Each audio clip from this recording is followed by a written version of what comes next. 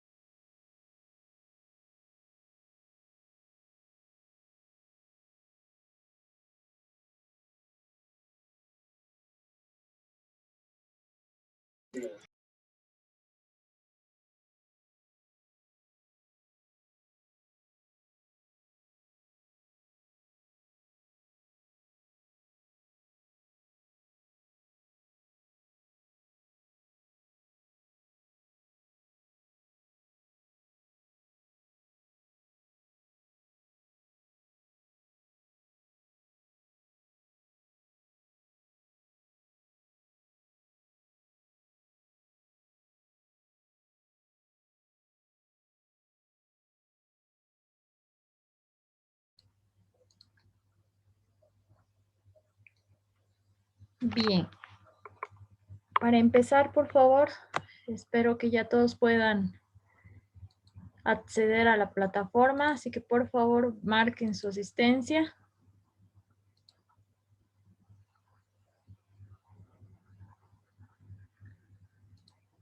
Y vamos a empezar con el avance de hoy.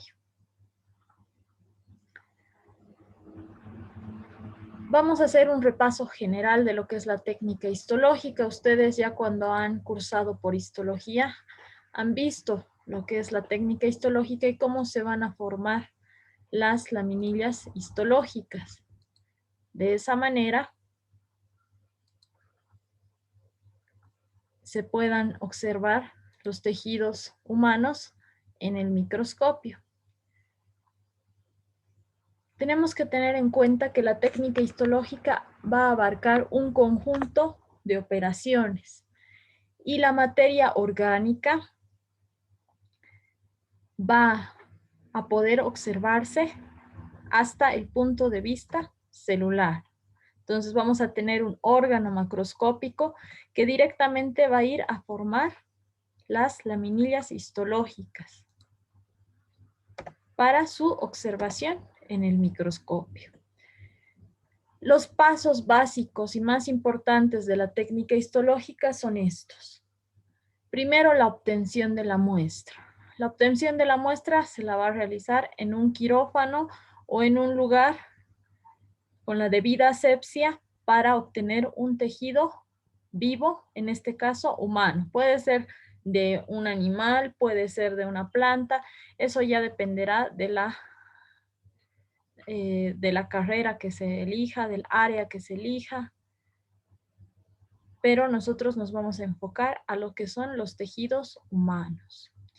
Ese tejido tiene que cambiar de forma, tiene que quedarse en el mismo estado o en un estado muy parecido al que se veía en vida. Entonces ahí va a entrar lo que es la fijación.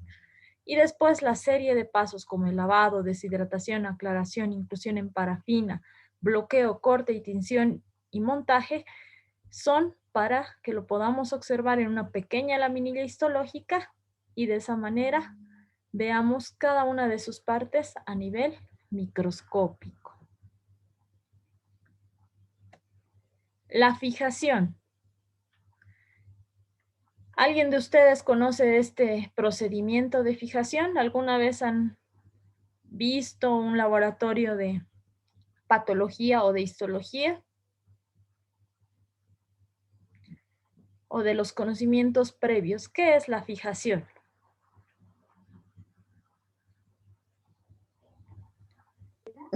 Doctora,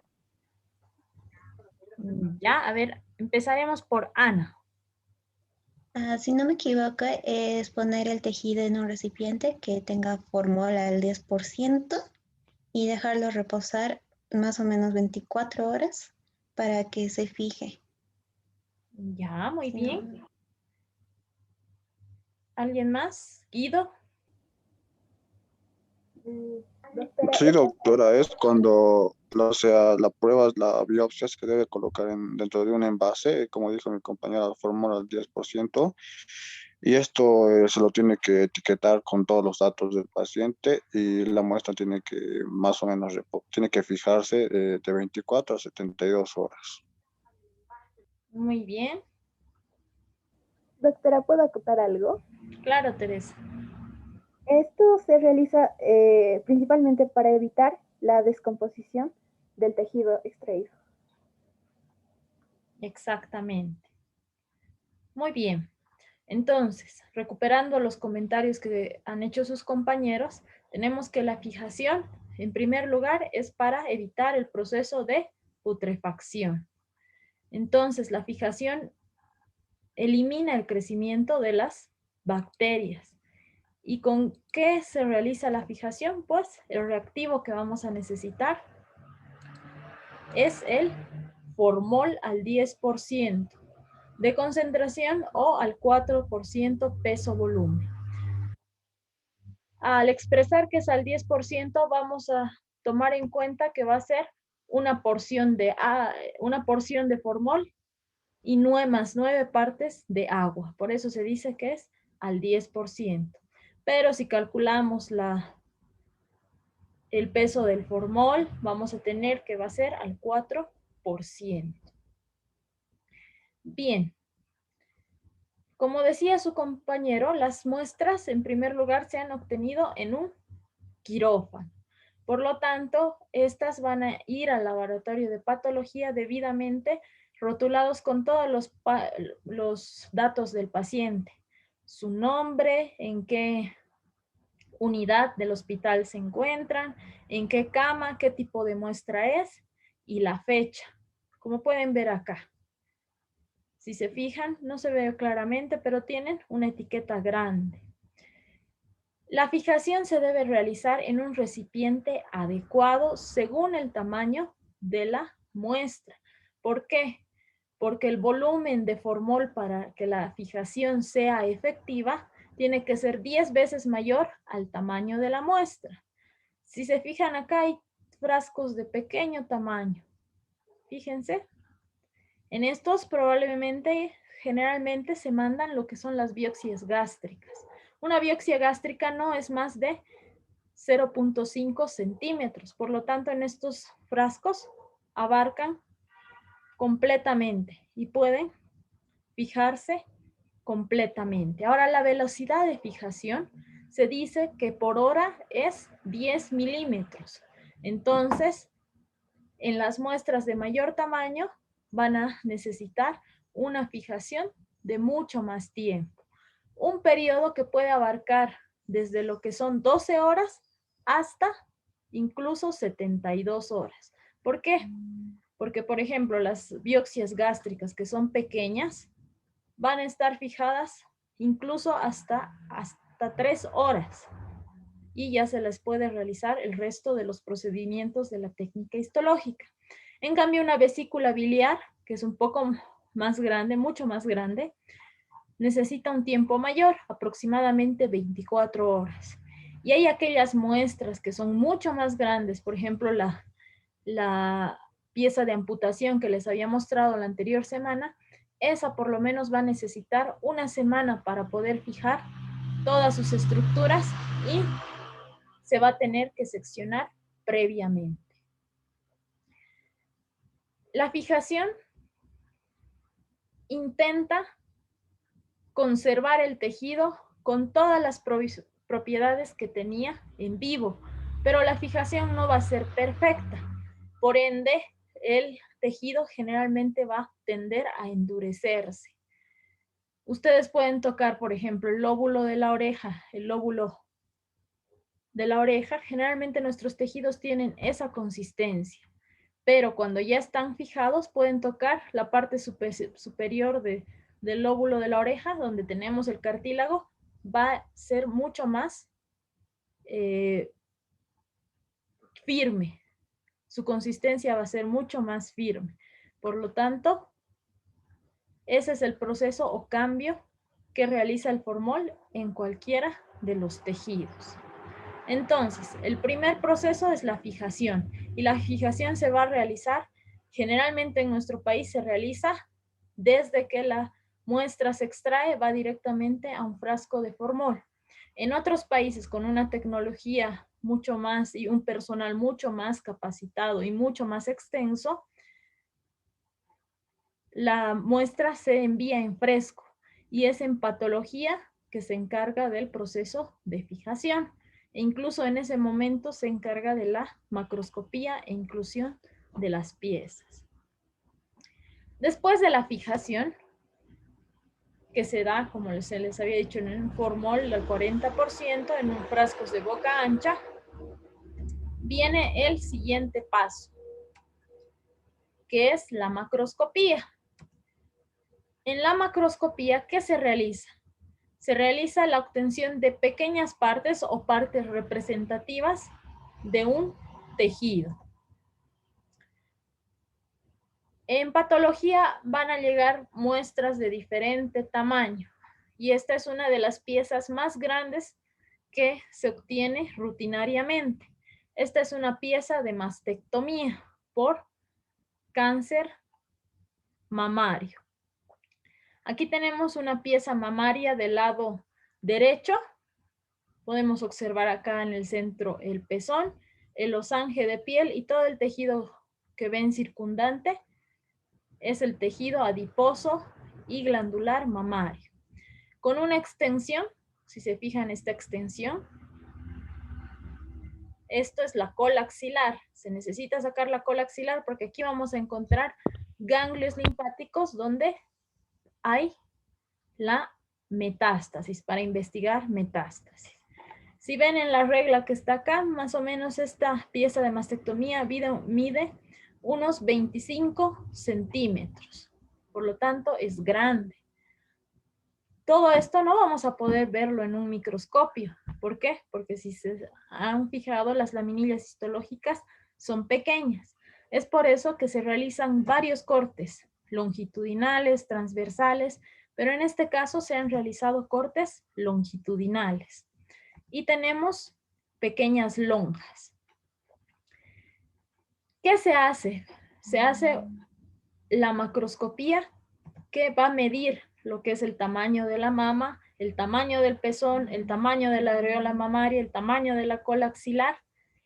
Además, se busca la lesión por la que se ha enviado. Como habíamos visto en la solicitud de examen complementario, nos va a decir que esta mama viene por cáncer mamario, CA de mama. Entonces buscamos el CA de mama y lo encontramos acá. Fíjense, este es el tejido normal de una mama.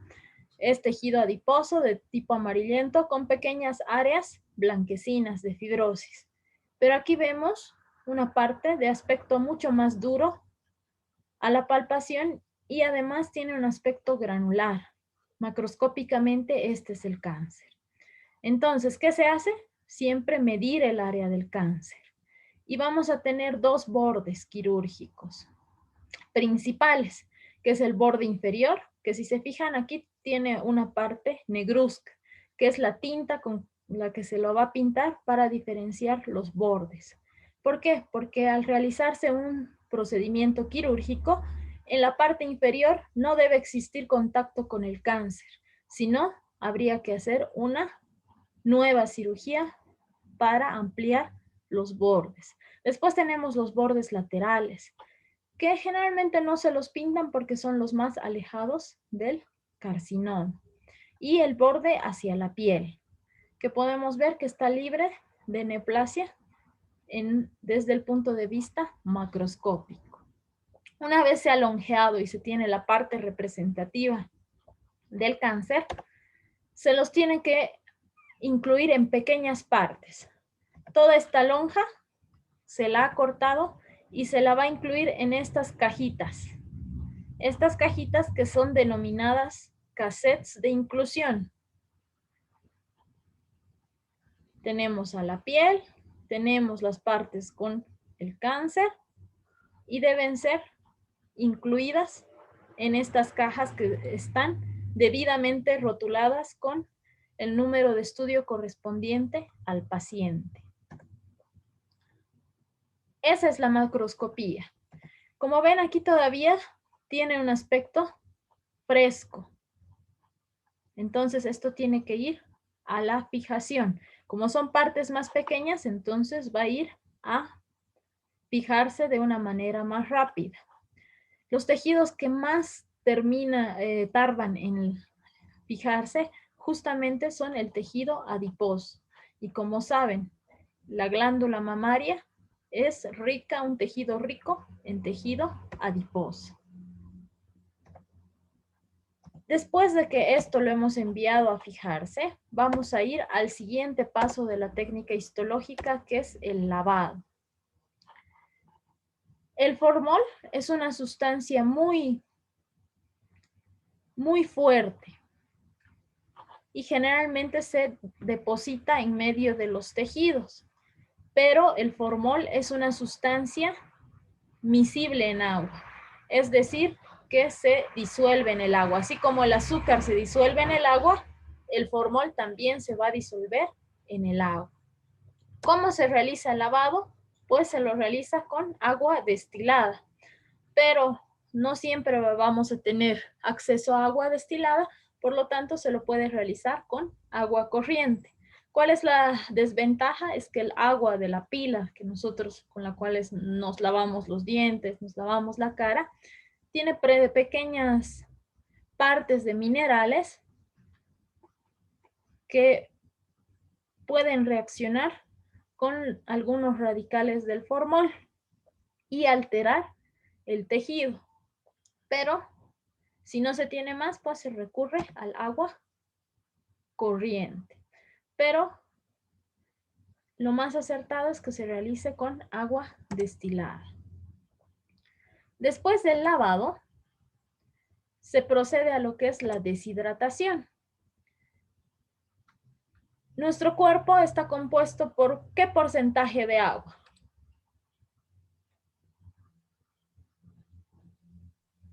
Doctora, con un 70%.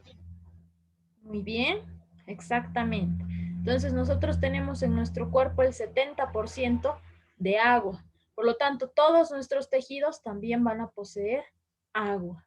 Entonces tenemos que sacar el agua de esos tejidos y reemplazarla con otro líquido.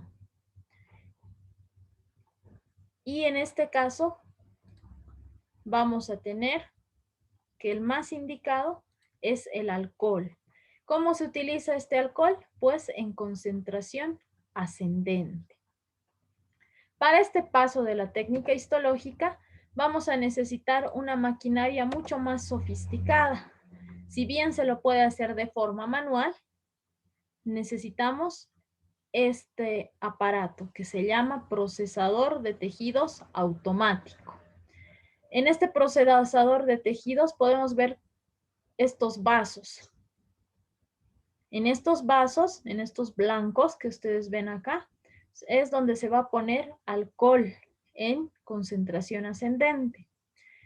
En estos tambores que ven acá, si se fijan en su interior hay varias cajitas de colores. Y justamente esas cajitas de colores son las que tienen a los tejidos. Son estas cajitas que generalmente se las usa en varios colores según la designación del médico tratante, del patólogo tratante o de la naturaleza del tejido. Entonces, esas cajitas se ponen en estos tambores especiales que la máquina va a ir avanzando automáticamente en los alcoholes de concentración ascendente para realizar el proceso de deshidratación. Entonces, estos alcoholes de concentración ascendente, el primero va a estar al 60%, el segundo al 70%, el tercero al 80%, el cuarto al 90%. Cuando hablamos de porcentaje, decimos que el 90% es alcohol, por ejemplo, y una parte, las 10 partes restantes van a ser de agua. Y vamos a terminar con un alcohol absoluto, donde no existe ni una sola parte de agua. En todo este proceso, el tejido va a perder lo que es el agua de su interior y el líquido que va a poseer el tejido va a ser justamente el alcohol. Del alcohol vamos a pasar al siguiente paso, que es el proceso de aclaración, en el cual vamos a usar una sustancia muy tóxica llamada silol. Esta es una sustancia controlada. ¿Qué quiere decir sustancia controlada? ¿Alguno de ustedes sabe? Que no es de venta libre, doctora, tal vez. Exactamente. ¿Qué más?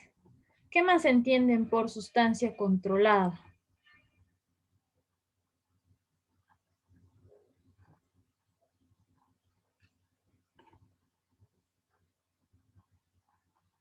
¿Por qué las sustancias llegan a ser controladas? Doctora, tal vez porque puede producir una adicción.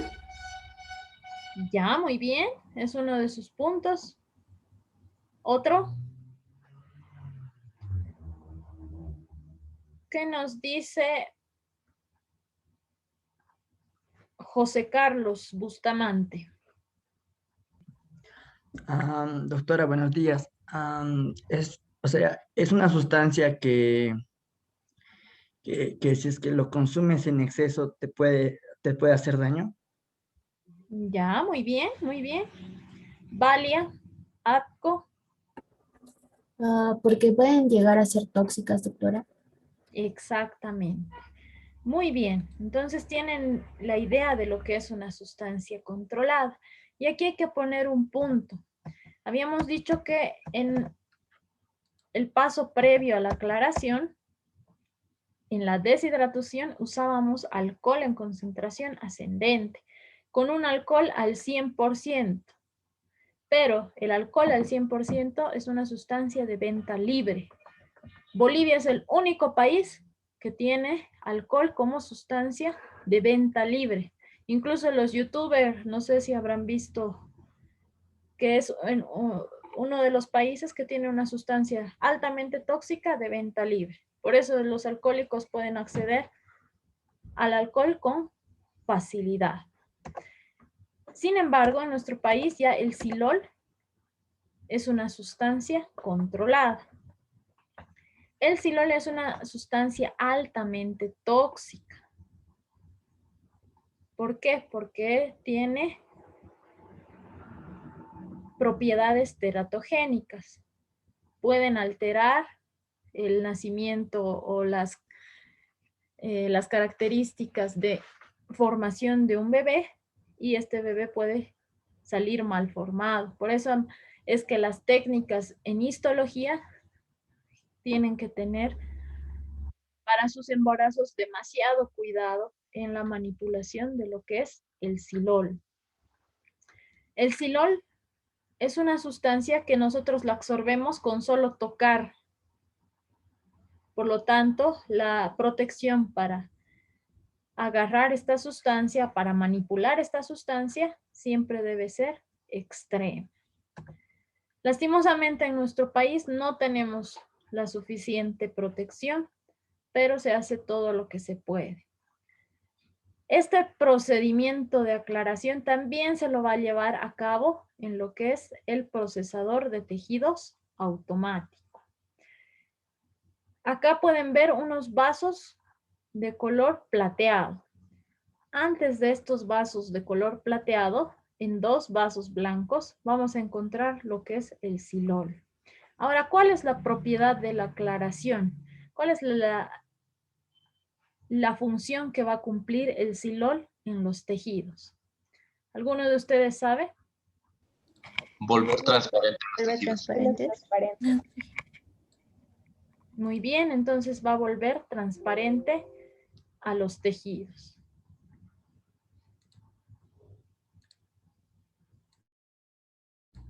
Un momento, por favor, voy a conectar la energía al computador.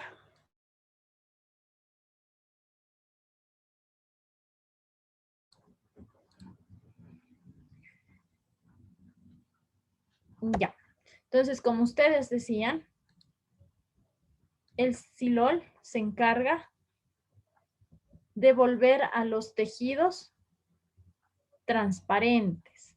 Es decir, hace posible que la luz solar atraviese los tejidos. Les da una característica translúcida. Pero además de hacer eso, hace que el tejido pueda mezclarse con la parafina. Nuestros tejidos no pueden mezclarse con todo tipo de sustancias. ¿Por qué? Porque estamos hechos a base de un 70% de agua. Por lo tanto, este procedimiento es justamente para hacer el tejido más claro y además hacerlo miscible a lo que es la parafina. Y justamente el siguiente paso va a ser la inclusión en parafina. Este paso también se lo va a realizar en lo que es el procesador de tejidos automáticos. Se lo realiza en estos dos vasos, plomos.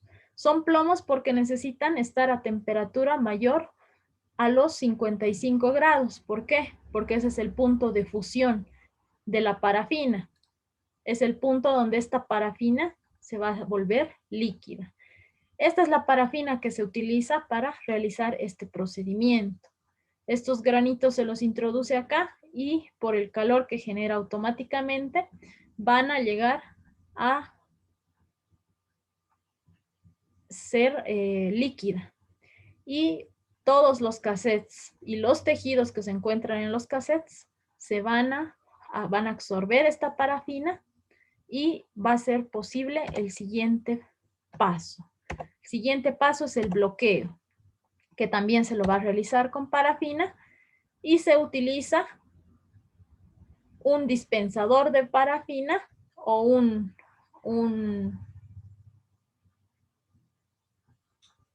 área específica donde va a haber buena iluminación, donde vamos a tener una pila por donde va a salir parafina y se van a realizar estos pequeños bloques de parafina que pueden observar acá. De este paso vamos a proceder al siguiente paso, que es el corte. Los tejidos ya están incluidos en lo que es la parafina. Si se fijan, en el interior de estos bloquecitos vemos ciertos tejidos, ciertas partes más rojizas y más grisáceas. Esos son los tejidos. Para el corte vamos a necesitar lo que es el micrótomo, que es una de las maquinarias más importantes del laboratorio de patología. No puede haber laboratorio de patología sin tener un micrótomo. Este es el micrótomo, donde se va a poner el pequeño cassette y se van a realizar cortes en micrómetros. Lo más delgados posibles, ¿para qué? para que pueda pasar la luz y podamos verlos a través del microscopio. Después del corte vamos a tener el siguiente paso, que es la tinción. La tinción que generalmente se va a usar es la tinción de hematoxilina eosina, que es la denominada tinción universal. Se lo realiza en una batería de tinción donde vamos a tener nuevamente lo que es el silol, y aquí vamos a proceder a lo que es la rehidratación del tejido. Le vamos a devolver el agua a este tejido. Entonces vamos a tener esta vez alcoholes en concentración descendente hasta llegar al agua. Vamos a tener la hematoxilina, vamos a enjuagarlo con agua.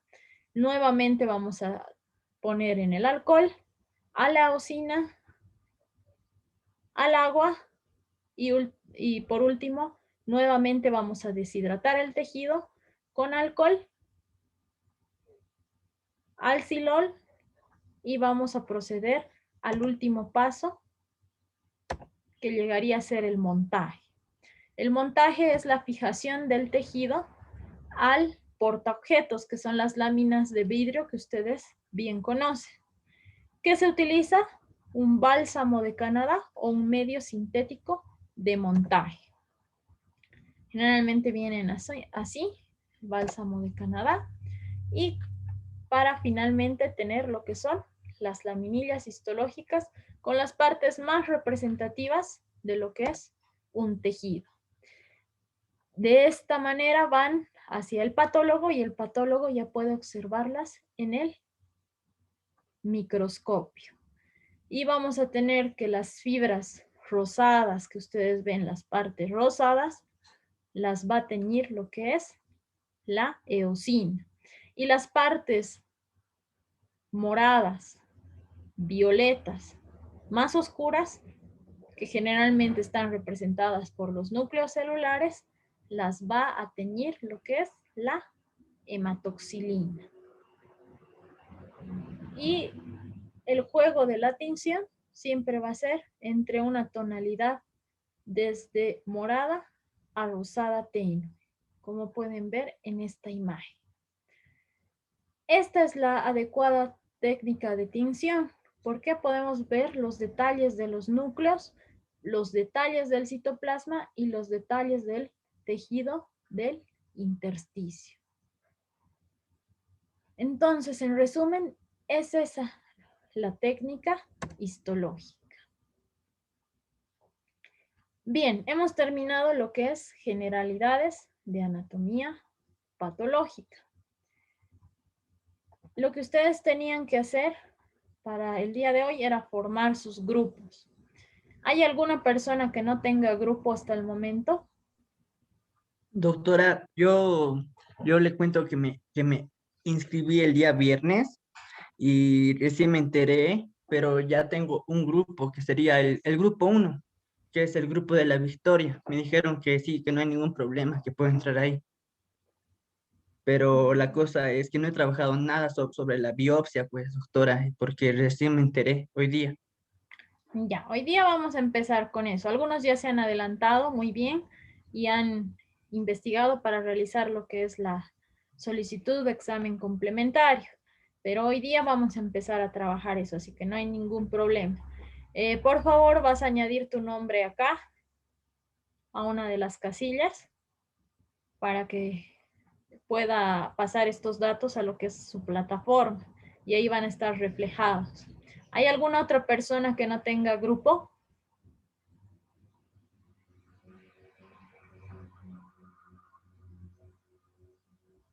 ¿O todos los demás ya tienen grupo?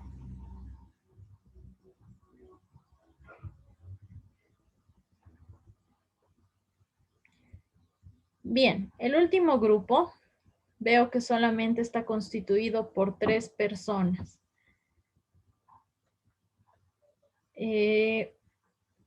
Podemos mantener este grupo de 3 personas, pero tal vez el trabajo se va a hacer un poco más pesado para ellos. ¿Dónde están Stephanie, Cecia y Will? ¿Están presentes? Doctora, buenos días. Buenos días, Will. ¿Han podido comunicarse entre ustedes? Sí, doctora. No te escuchamos muy bien, Cecia. Doctora, Will, somos 5 integrantes. Creo que faltan que se escriban 2. ya, por favor, escríbanlo, escriban sus nombres acá en el documento hasta las 10:15 de la mañana, porque ese es el momento que yo voy a pasar todos estos nombres a la plataforma. Tomen en cuenta que estos grupos ya no los vamos a mover. Son los grupos que van a trabajar durante todo el semestre juntos. Escriban sus nombres, si son 5 integrantes en el grupo 8, y si falta algún integrante en los demás grupos, escriban sus nombres. Nos vamos a conectar nuevamente a las 10:15. Sí, a las 10:15 para empezar a realizar lo que es la solicitud de examen complementario. ¿Está bien? Descansen un momento. ¿No tienen ninguna pregunta?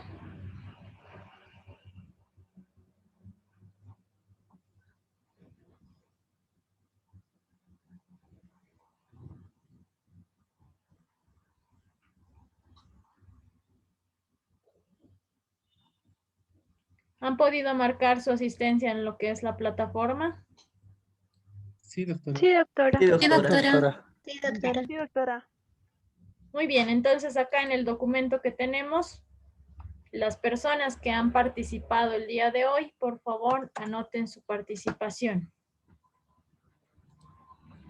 Solo pongan una P de participación. Entonces nos vemos 10:15. Está bien, doctora.